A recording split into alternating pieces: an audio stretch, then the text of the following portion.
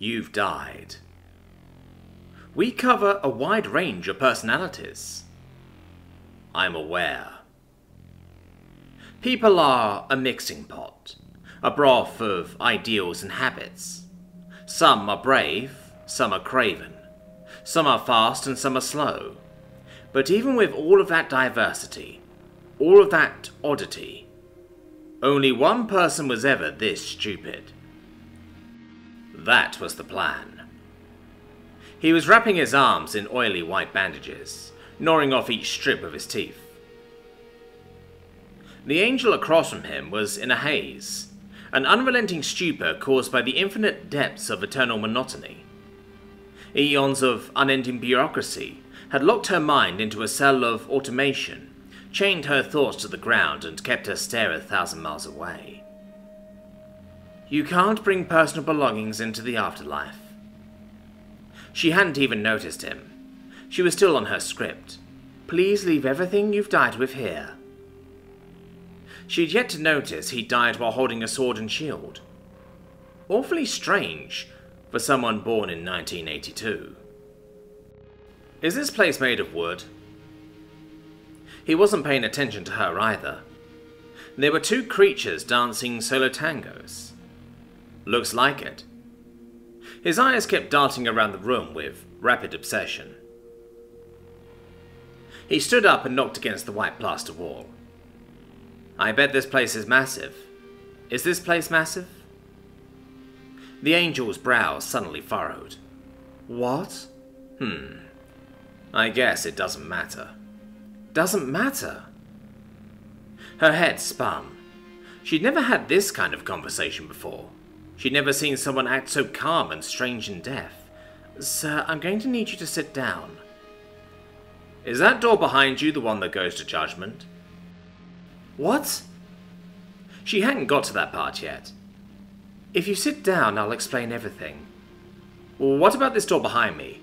Does this lead to more offices? Sir! He was ignoring her orders. That never happened. No one ever even stood from their chair without first being asked to. Emotions and feelings coursed through her veins like electricity down a riving wire. Her eyes moved quicker. Her hands and muscles tightened. What was happening? What was this feeling? It was exciting. Why'd you want to know? She shouldn't be asking that. She had to guide the man through death, not pick his brain. Because I've got a plan. A plan? No one ever had a plan. No one had anything of wonder here.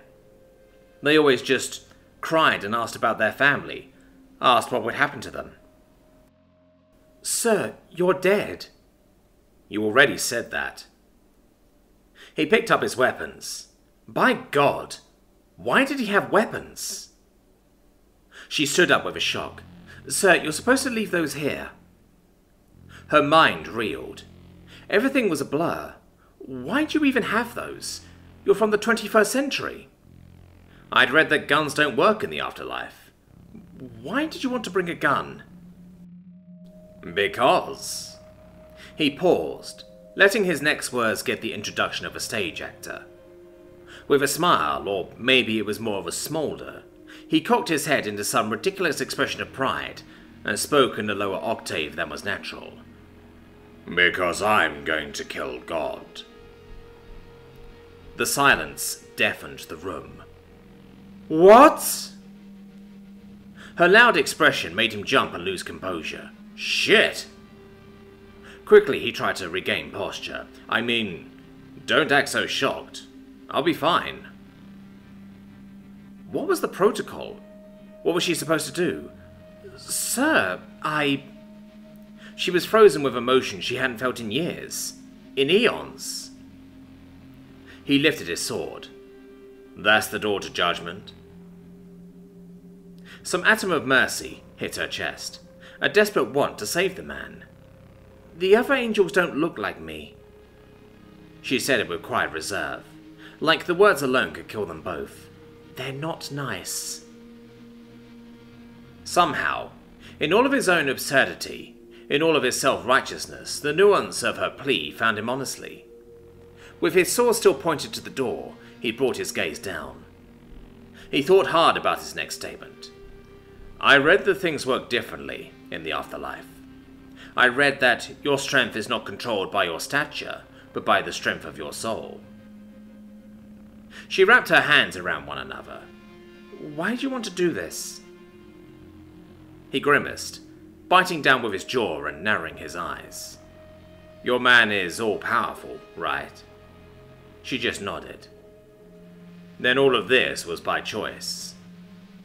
He charged past her, kicking open the back door and letting in a flood of white light that drowned the rest of the room. He paused at the perimeter, staring into the blinding void, shield and sword in hand, and took a heavy breath.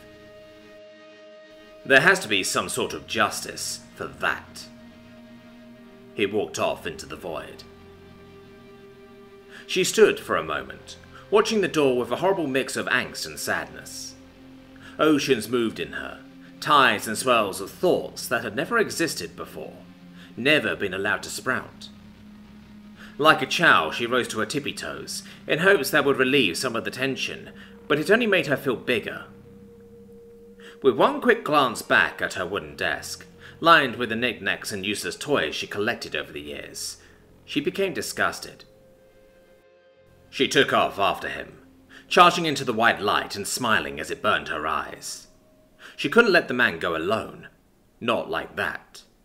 After all, guns do work in heaven.